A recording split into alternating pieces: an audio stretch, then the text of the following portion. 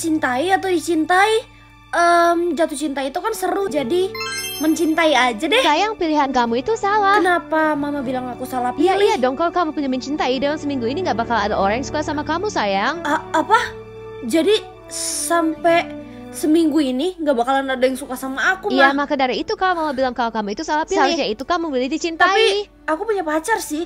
Dia pasti suka sama aku, belum kan? tentu juga pacar kamu suka sama kamu lagi. Hah? Belum tentu. Iya, nanti kamu lihat aja ya. Hai, Beb. Ya, ada apa? Aku mau nanya sesuatu dong sama kamu. Emangnya kamu mau nanya apa? Kita masih pacaran kan? Enggak, mulai detik ini kita putus. Kok tiba-tiba kamu putusin Karena aku sih? tiba-tiba aku gak cinta lagi sama kamu. Kamu udah gak cinta lagi? Iya. Tapi aku masih cinta sama kamu. Intinya aku mau putus sekarang sama kamu. Gue gak peduli kalau lo sayang sama gue. Pokoknya kita putus dari sekarang. Gak peduli? Iya, gue gak peduli. Astaga. Gue gak perlu berharap sama satu cowok kan? Karena yang suka sama gue kan banyak. Pengen ikut ke kantin dong. Lo lama gue dulu aja ya. Gepeng pasti masih suka sama gue deh. Hai Gepeng. Ngapain lo kesini deket-deket sama gue? Kenapa gue gak boleh deket-deket sama lo? Kita kan teman. Enggak, nanti kalau deket-deket sama gue lo suka aja sama gue. Idih, sok kegantengan banget sih lo. Siapa juga yang suka sama lo? Lo yang suka sama gue kali. Siapa bilang gue suka sama lo? Tiba-tiba aja gue gak suka sama lo lagi. Tiba-tiba gak suka lagi? Iya, lo datang ke sini aja gue jadi ogah sama lo. Mending lo pergi sana. Lo lihat deh cewek itu. Enggak, gue ogah lihat dia. Cowok-cowok pada ngeliatin gue sih? Kenapa kalian ngeliatin gue? Kita sebagai kaum cowok jijik liat lo. Kalian jijik? Iya. Emang apa yang salah sama gue? Gak tau deh lo salah apa. Intinya kalau kita ngeliat lo, kita tuh jadi gak suka banget gitu lo sama lo. Jadi kalian ngeliat gue pun gak suka banget? Iya, mending lo cepet pergi dari hadapan gue. Re, emangnya lo pilih apaan sih di sistem? Gak perlu nanya lagi gue pilih apa. Gue udah jelas-jelas tuh pilih mencintai. Makanya gak ada satupun cowok yang cinta sama gue. Pantesan aja gue liat cowok-cowok pada benci banget liat lo. Lihat kita aja dikejar-kejar sama cowok karena kita kan milih dicintai. Kalian semua pilih dicintai ya? Iya. Enak banget sih jadi kalian. Makanya jangan sampai salah pilih. Oh iya, gue kan ada suka sama satu cowok. Gimana kalau misalnya gue coba nyatain perasaan gue aja ya? Siapa tahu terjadi suatu keajaiban. Itu dia cowoknya, ganteng banget lagi. Gue udah suka sama dia semenjak gue pacaran sama mantan gue. Hai.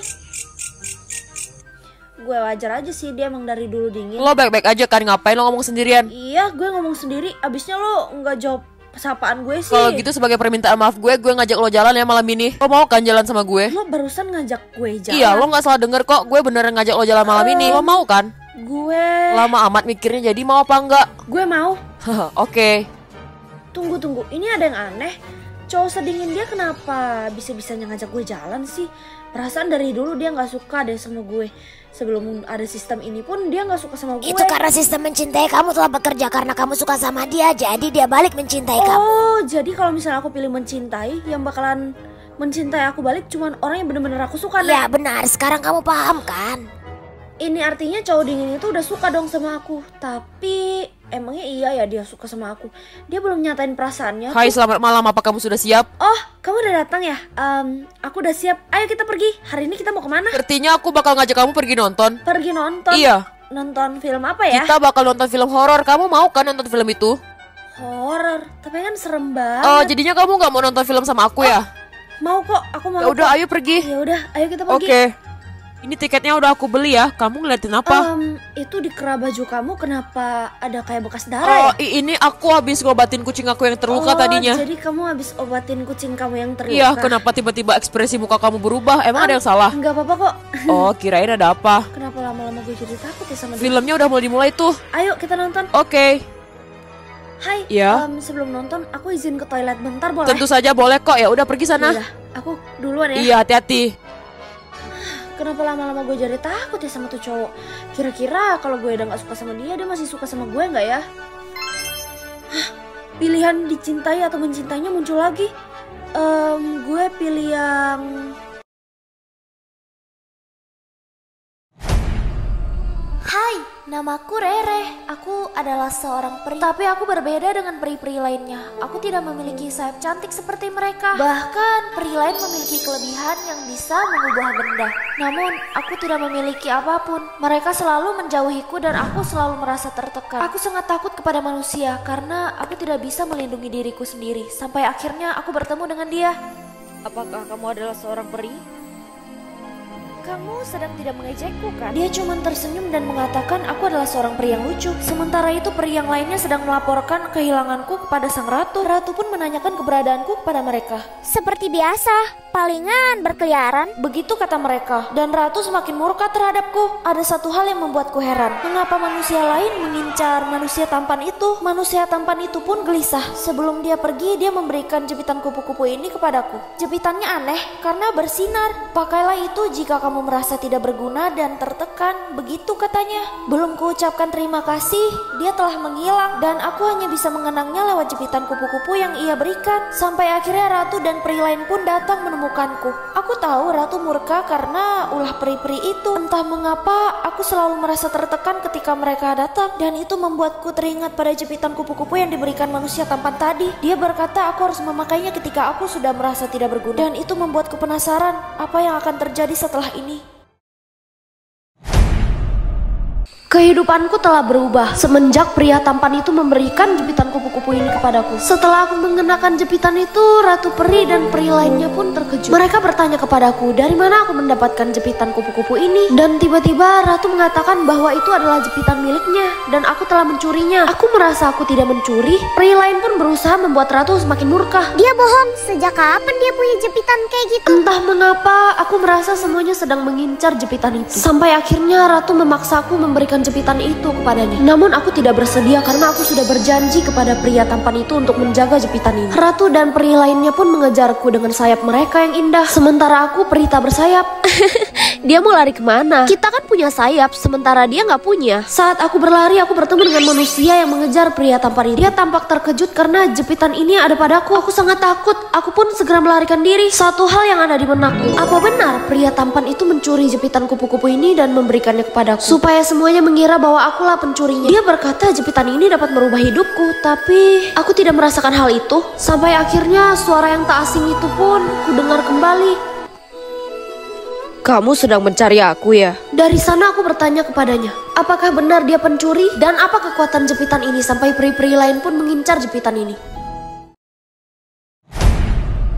Aku bertemu kembali dengan pria yang memberikan jepitan kupu-kupu ini padaku. Aku pun bertanya kepadanya, apakah dia mencuri jepitan kupu-kupu ini dari orang lain? Dan pria itu cuma mengatakan bahwa Tidak penting. Karena yang penting, kamu harus tahu cara menggunakan jepitan kupu-kupu itu. Sampai akhirnya aku tersadar bahwa cara aku menggunakan jepitan kupu-kupu itu salah. Maka dari itu jepitan kupu-kupu itu tidak berfungsi sebagaimana mestinya. Pria itu mengatakan bahwa aku harus menjepit jepitan kupu-kupu itu ke tulang sayapku. Dan sesuatu pun terjadi kepadaku. Aku terlahir sebagai peri tak bersayap dan tidak berkekuatan, sekarang berubah. Aku sangat bahagia karena sayapnya indah sekali. Dan pria tampan itu pun mengatakan bahwa jika aku merindukannya, aku bisa terbang menggunakan sayap yang telah dia berikan. Aku pun terbang untuk pertama kalinya dan memperlihatkan ke semua orang. Sampai akhirnya guru peri itu pun terkejut dengan sayap yang aku miliki. Dia bertanya dari mana aku mendapatkan sayap itu. Aku pun menceritakan terbentuknya sayap itu dari jepitan kupu-kupu yang telah diberikan oleh pria tampan yang aku temui.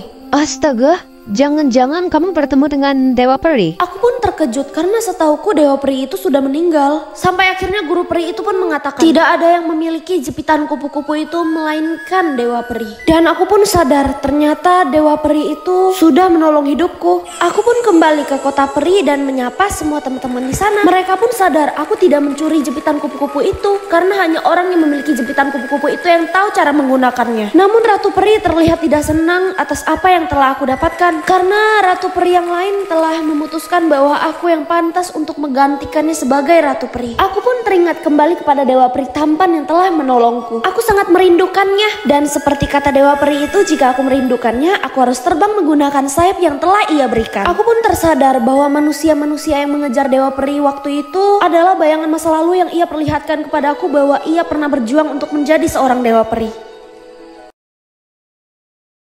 Banyak banget yang bilang, Kak Rere, aku pengen banget datang ke acara pernikahan Kak Rere. Buat kalian yang gak bisa datang, tenang aja, aku bakalan bagi perjalanan aku selama acara pernikahan. Jadi ini aku bangun pagi banget jam 3 subuh dan ini aku langsung di make upin sama di henna guys. Terus yang lainnya juga lagi pada make up kayak mami aku. Dan akhirnya hennanya jadi, aku suka banget karena dia matching sama kuku aku. Terus ini aku tiba-tiba disasak kayak gini karena katanya mau pasang jamang guys. Ini yang pertama aku ikut adat suami aku dulu. Jadi Jadi dia adatnya tuh Melayu, jadi aku harus pakai jamang kayak gini. Dan ini tuh berat banget guys, aku nggak pernah pakai kayak gini sebelumnya. Nah kalau udah selesai makeup kayak gini, langsung aja aku OTW ke gedung pernikahan aku. Terus ini suami aku lagi siap-siap mau ijab kabul. Sementara itu aku sedang menunggu dengan jamang seberat ini guys, malah lepas lagi. Sumpah ini deg-degan banget, takut nggak keburu buat benerinnya.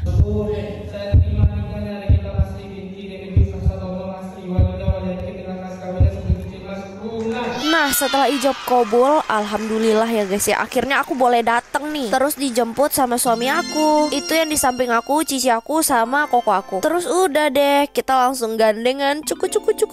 Setelah ini tuh ada acara ucapan terima kasih sama orang tua gitu, cuman belum aku rekam. Yaudah deh, nggak apa-apa guys. Jadi ini langsung aja kita buat pasang cincin dan foto sama buku nikah. Ini untuk look yang pertama ya. Dan untuk look yang kedua, ini aku mau pakai wedding dress warna putih gitu. Jadi kita make up ulang dan tata rambut aku ulang. Mami aku juga lagi touch up. Setelah beberapa jam akhirnya selesai juga, dan aku suka banget sama make upnya guys. Gaunnya aku juga suka banget, kayak princess Disney gitu. Dan ini sekarang dijemput lagi sama sang suami. Buat kalian yang nanya kenapa aku jalannya kayak gitu, itu tuh supaya gaunnya tuh nggak keinjek guys. Dan menurut adat Chinese aku kan ada acara tepai gitu, dan sekarang kita mau siap-siap tepai guys. Ini tuh kayak tradisi minum teh sebagai lambang penghormatan kepada orang yang lebih tua. Buat yang Chinese pasti tahu dong ya. Setelah tepai sama keluarga, ini aku lanjut acara penerimaan tamu gitu. Tamunya tuh bener-bener rame banget. Tamunya bener-bener nggak berhenti sampai aku dan suami juga nggak ada kesempatan buat duduk guys. But it's okay, kita seneng kok. Next ini ada acara tarian gitu, tapi aku kurang tahu sih guys ini tarian apa. Nah setelah penerimaan tamu dan foto-foto keluarga, akhirnya kita ada kesempatan buat duduk guys. Udah deh, sampai di sini dulu ya buat yang penasaran. Sampai jumpa di vlog aku selanjutnya. Beli rumah cuman buat bikin POV, kira-kira dalamnya kayak gimana ya? Ayo kita masuk. Jujur aku tuh bangga, walaupun belum semewah orang-orang, setidaknya ini hasil dari keringat aku sendiri guys. Gak sia-sia aku begadang buat bikin POV doang. Nah jadi di lantai bawah tuh ada 2 kamar. Ini kamar yang pertama, ini aku mau bikin kayak serba pink gitu, karena aku suka banget sama warna pink. Ini bakalan aku jadiin kamar keluarga gitu. Terus dia juga ada toiletnya. Nah aku rencananya tuh mau review kamar tamunya, tapi masih dibersihin guys sama mas-masnya, jadi belum bisa masuk. Nah pas keluar kamar bakalan langsung ada ruang keluarga dan dapur kayak gini. Terus juga ada toilet di luar kayak gini buat tamu. Dan yang paling ditunggu-tunggu, aku penasaran banget sama lantai atasnya, tempat kita bikin POV. Ayo kita naik guys. Penampakannya tuh kayak gini, gemoy banget. Ini semua tuh aku request sendiri ya guys. Untuk rumahnya tuh aku nggak beli jadi aku bangun sendiri dari nol. Terus ini aku mau coba naik. Aduh hati-hati ya Bu Mil. Kayaknya kalau aku kesini bakalan betah banget sih. Dan untuk penampakan atasnya tuh kayak gini guys. Ini juga bisa buat kumpul-kumpul keluarga, main game juga bisa. Wah ini pintu apaan ya? Mari kita buka. Ternyata dari atas kita bisa langsung lihat views kayak gini. Nah untuk bagian ini nanti mau dibangun tempat kumpul keluarga bagian outdoor. Gak sabar banget, nyegerin mata banget gak sih? Di lantai atas juga ada 2 kamar. Ini untuk kamar yang pertama. Ini juga masih belum 100% jadi ya guys. Dan aku masih bingung ini kamar buat siapa gitu. Pokoknya kamar ini tuh masih proses. Kalian bisa lihat ini lemarinya aja masih belum bisa ditutup guys. Di kamar ini tuh ada jendela buat lihat pemandangan, sama ada toiletnya kayak gini. Next yang paling ditunggu-tunggu banget, ini kamar POV kita. Untuk ruangannya ini paling besar daripada ruangan lainnya guys, supaya kita bisa leluasa buat nonton POV. Dari kamar juga bisa ngelihat views kayak gini pagi-pagi. Jadi kan kalau mau bikin POV di outdoor nggak perlu capek-capek keluar kamar lagi gak sih? Terus ini ada jendela, nanti aku bakalan pasang gorden gitu, jadi bisa dibuka sama ditutup. Ini masih kosong banget, belum aku isi dan belum aku rapiin guys. Tuh ada suami aku. Terus ternyata ada ruangan apa ya ini? Ini adalah ruangan buat ganti kostum-kostum POV aku. Seneng banget, soalnya kostum POV aku tuh banyak banget guys. Jadi kalau nggak ada lemari kayak gini susah. Terus ada toiletnya juga, nggak mau gede-gede karena serem. Gak sabar banget ruangan ini bakalan dipenuhin sama barang-barang POV aku. Kira-kira kalau udah diisi dan dirapiin kayak gimana ya? Segitu dulu ya, sampai jumpa di vlog aku selanjutnya.